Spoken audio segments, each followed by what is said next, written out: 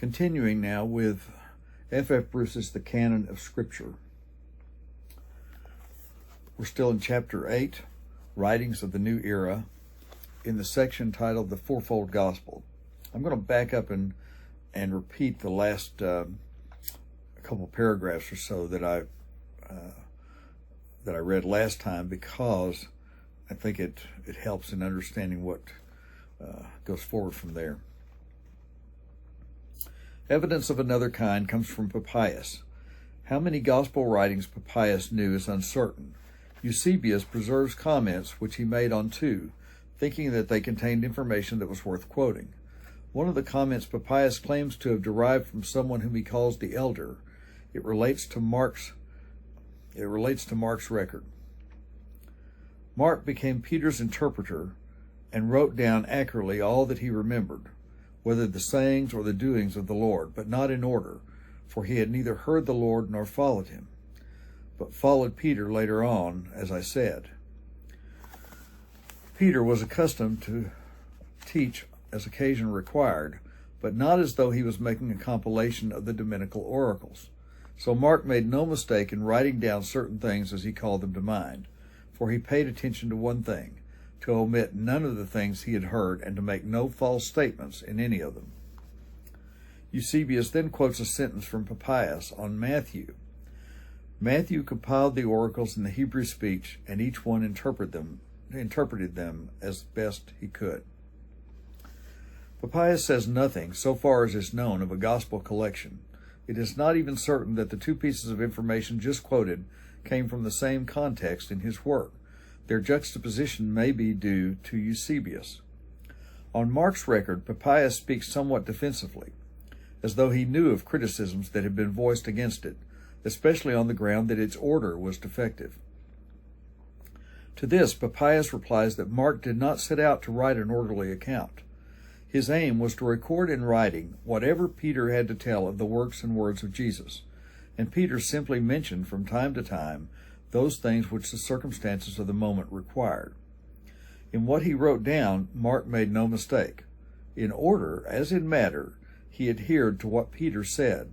In fact, Papias does less than justice to the literary unity of Mark's gospel. Whatever Mark's sources were, he wove them into the fabric of his work with the skill of an independent author. But if Mark was criticized for his defective order, it is implied that the critics had in mind some other record which served as a standard from which Mark deviated. This record might have been Matthew's.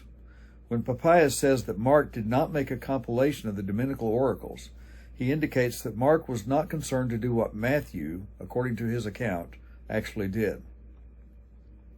Certainly in the earlier part of Mark's record, his order differs from Matthew's. But another possibility is that the standard from which Mark allegedly deviated was the Gospel of John, which was produced in Papias' own province of Asia. Certainly the differences in order between John's Gospel and the three synoptic accounts taken together are plain enough.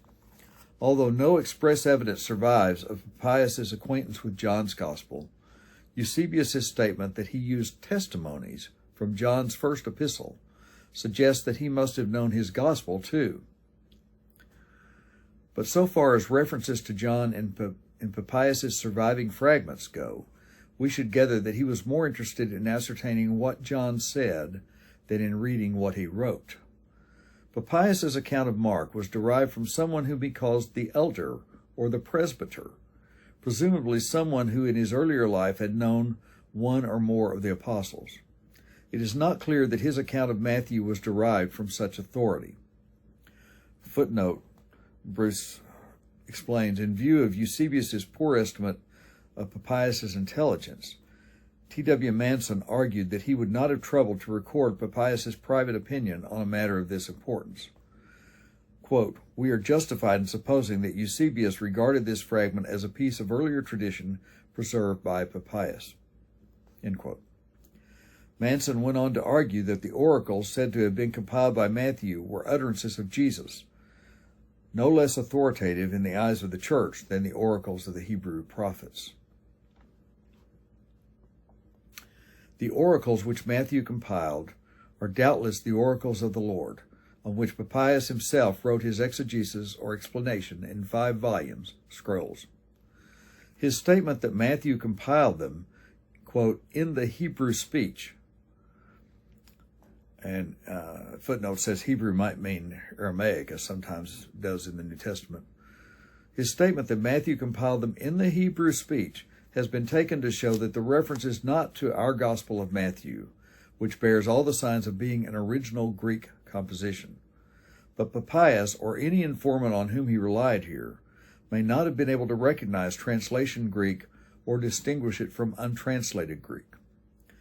A generation after Papias, Justin Martyr, a native of Palestine who had become a Christian while resident in the province of Asia but was now living in Rome, shows his knowledge of a gospel collection. If Justin's work against Marcion, known to Irenaeus and Eusebius, had survived, it would probably have told us more about the status of the New Testament documents in Justin's circle than his works which do survive, his dialogue with Trypho and his 2 apologies, defenses of Christianity addressed respectively to the Emperor Antoninus Pius, 138 to 161, and to the Roman Senate between 144 and 160. And in a footnote, he cites Irenaeus' Against Heresies, where an extract from this work of Justin shows the latter's knowledge of and dependence on the Gospel of John.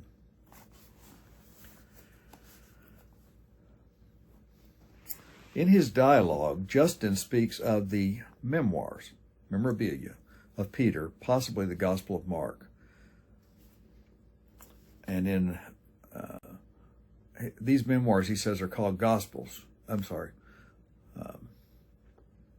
In his dialogue, Justin speaks of the memoirs, memorabilia, of Peter, possibly the Gospel of Mark, and in his first apology, he refers to the memoirs of the apostles.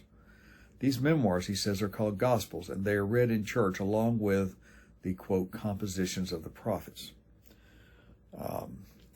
2 footnotes here. One says, from dialogue, for the memoirs of the apostles, Justin uses the Greek word, and I'm not even going to try to pronounce it. It's a long one, but it says it's a word that's familiar in classical literature. In Justin's first apology, R.G. Hurd, regarding first apology by Justin, R.G. Hurd suggests that Justin took over Papias' phraseology. We are on firmer ground when we come to Justin's disciple Tatian, T-A-T-I-A-N. After Justin's martyrdom, A.D. 165, Tatian went back to his native Assyria, and there introduced what was to be for centuries a very influential edition of the Gospels, his diatessaron. This word is a musical term, meaning harmony of 4. It indicates clearly what this edition was. It was a continuous gospel narrative, produced by unstitching the units of the 4 individual Gospels and restitching them together in what was taken to be their chronological order. The Gospel of John provided the framework into which material from the Gospels of Matthew, Mark, and Luke was fitted. The diatessaron began with John 1 through 5, after which, instead of John 1:6, there was a man sent from God whose name was John. It reproduced Luke's account of the birth of John, Luke 1:5 through 80. But John's order was not followed slavishly. The cleansing of the temple, for example, and keep in mind here we're talking about John the Baptist here, both of these accounts speaking of the birth of John the Baptist. But John's order was not followed slavishly. The cleansing of the temple, for example, was located in Holy Week, where the synoptic account places it, Mark 11:15 through 17 and parallels, and not at the beginning of Jesus' ministry, where it appears in John 2:13 through 22. Tatian was an Encratite, and the footnote adds, it's a Greek word meaning continent. The Encratites may have taken their designation from the one occurrence of this adjective in the New Testament, Titus 1:8. And it says here, the Authorized Version and the King James Version, it says, it uses the word temperate, In the RSV, it's translated as self-controlled. Tatian is said to have rejected some Pauline epistles, but to have accepted Titus. So Tatian was an Encretite, member of an ascetic group which believed that vegetarianism was an essential element in the gospel. It was perhaps on this account that the Diatessaron changed John the Baptist's diet from locusts and wild honey, Mark 1:6 and parallels, to milk and honey. It is possible that here and there he amplified his narrative with information from a fifth gospel. His reference to a light which shone around at Jesus' baptism, for example, may have been taken from the gospel according to the Hebrews. But this does not affect the fact that the Diatessaron is essentially an integrated edition of the four Gospels, which we know as canonical, Matthew, Mark, Luke, and John. These four evidently shared a status on their own, not only in Tatian's idiosyncratic mind, but in the circles to which he belonged, both in Rome and in northern Mesopotamia. The Diatessaron circulated at an early date not only in Syriac, the language of Tatian's native territory, but also in Greek. Our earliest surviving relic of it is a vellum fragment in Greek from the 3rd century, found among the ruins of a Roman fort at Dura Europos on the Euphrates. It was in its Syriac form that it really took root. It was the preferred edition of the Gospels in many Syriac-speaking churches for over 200 years, and they were most reluctant to give it up in the early 5th century under episcopal pressure for a new version of the separated Gospels, part of the Peshitta. Ephraim, one of the greatest of the Syriac fathers, circa 306 to 373, wrote a commentary on the Diatessaron, which is still extant. Footnote adds, Ephraim's commentary is extant in its entirety in an Armenian translation published in 1836 by the Mekateris in Venice. A Latin version of the Armenian, completed in 1841 by J.B. Osher, was published at Venice in 1876. But in 1957, a considerable portion, about 2/3 of Ephraim's Syriac original, was identified in a parchment manuscript of the Chester Beatty collection. This was edited and translated into Latin by L. Leloir, OSB, in the series Chester Beatty Monographs.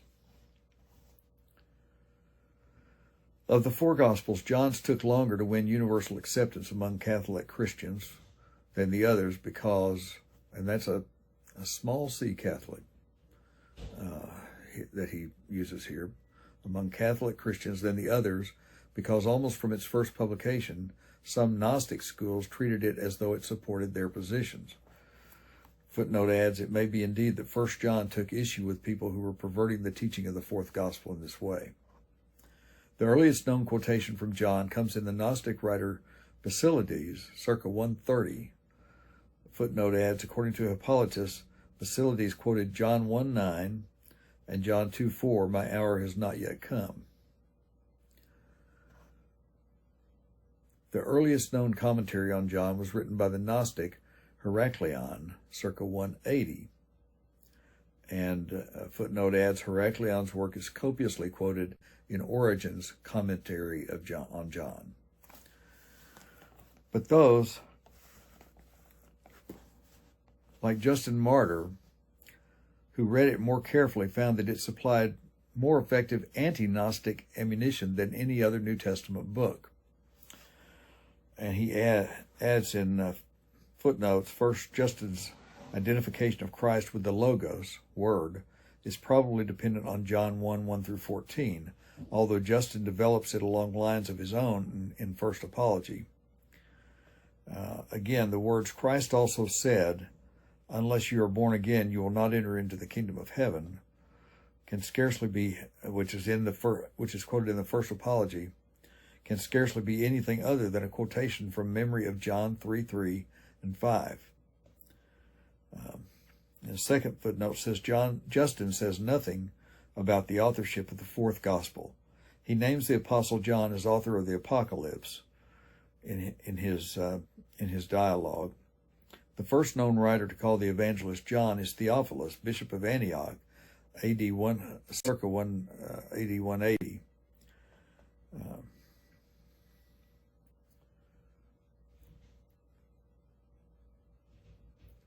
The popularization of the codex form of book among Christians of the period covered in this chapter made it practicable to bind all four gospel writings together. The nearly simultaneous popularization of the codex and publication of the fourfold gospel may have been purely coincidental. On the other hand, one of the two processes may have had some influence on the other. The fragment of John 18 in the Rylands collection, Manchester, dated circa AD 130, came from a codex, but it is naturally impossible to say whether it was a codex of John's Gospel only or of the fourfold Gospel. The manuscript P75 in the Bodmer collection from the late 2nd or early 3rd century was probably, when complete, a codex of the fourfold Gospel rather than a codex of Luke and John only. The earliest surviving codex, which still contains portions of all four Gospels, is P45 in the Chester Beatty collection from the early 3rd century. It contains Acts as well as the fourfold Gospel, an exceptional collocation, for in the early textual history of the New Testament, Acts was more often included in a codex with the Catholic small c epistles. Let's see. Yes, I think we'll continue to the end of this chapter here. So the next section is the Pauline corpus. We do not know by whom or in what place the first edition of Paul's collected letters was produced. C.F.D. Moule, M-O-U-L-E, has suggested that it was Luke's doing. It is entirely in keeping with his historian's temperament to collect them. As for the place, Ephesus, Corinth, and Alexandria have been suggested. The suggestion of Alexandria has been supported by the consideration that the editorial care devoted to the forming and publishing of the collection is entirely in line with the traditions of Alexandrian scholarship. On the other hand, Alexandria lay right outside the sphere of Pauline Christianity. What is important is this: from the early 2nd century onward, Paul's letters circulated not singly, but as a collection. The earliest reference to a collection of his letters is in 2 Peter 3:15 and following. That's a footnote. It was as a collection that Christians of the 2nd century and later knew Paul's letters, both orthodox and heterodox. The codex into which the letters were copied by their first editor constituted a master copy on which all subsequent copies of the letters were based. There are relatively few variant readings in the textual tradition of Paul's letters, which may go back to a time earlier than the formation of the Pauline corpus, the time when the letters still circulated singly.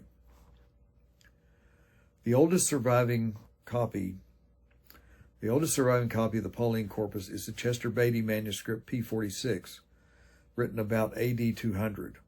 Of this codex, 86 folios are extant out of an original 104. It evidently did not include the three pastoral epistles, 1st and 2nd Timothy and Titus. On the other hand, it did include Hebrews, which comes second in its sequence of letters between Romans and 1 Corinthians. The sequence was probably based on descending order of length, like the present sequence of the Pauline letters. Although 1 Corinthians is longer than Hebrews, it may have been placed after it to avoid its separation from 2 Corinthians. The Chester Beatty Codex footnote here adds, in most present-day editions of the New Testament, Paul's letters to churches appear in descending order of length, except that Galatians is actually rather shorter than Ephesians. His letters to individuals follow also in descending order of length. The Chester Beatty Codex of Paul's letters, with P45 and the other biblical papyri in the same collection, seems to have formed part of the Bible of a Greek-speaking country church in Egypt. A Pauline codex of the same date emanating from Rome would not have included Hebrews. The Roman Church did not recognize Hebrews as Pauline until the 4th century. And a footnote adds, under the influence of Athanasius. Marcion's edition of Paul's letters, his Apostle, published about 144, was most probably based on a Pauline codex known to him, which, like Marcion's own edition, included neither Hebrews nor the pastoral epistles. The most natural inference from such evidence as we have suggests that the original edition of the Pauline corpus contained 10 letters only. Before the production of this collected edition, a beginning had already been made with gathering some of Paul's letters together. He himself encouraged the churches of Colossae and Laodicea, two neighboring cities in the Lycus Valley of Phrygia, to exchange letters which they had received from him, Colossians 4:16. His letter to the churches of Galatia was evidently sent in one copy, with the final paragraph written in his own hand, Galatians 6:11. This copy would have been taken from one church to another, but some churches may have made a transcript of it before passing it on. Others may have been eager to get rid of it and forget its contents as soon as possible.